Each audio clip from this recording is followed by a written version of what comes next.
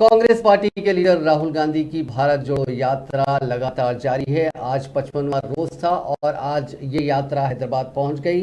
आज सुबह राहुल गांधी ने शमशाबाद से यात्रा का आगाज किया। ये यात्रा सुबह 9 बजे शहर हैदराबाद के आरामगढ़ पहुंची। शमशाबाद से शुरू भारत जोड़ो यात्रा के मौके पर कांग्रेस पार्टी के कायदीन ने जगह जगह खैर मकदमी स्टेज बनाते हुए राहुल गांधी की इस यात्रा का इस्तकबाल किया। इस यात्रा के सिलसिले में जबरदस्त इंतजाम किए गए थे। राहुल गांधी जोशो खरोश से भारत जोड़ो यात्रा कर रहे हैं।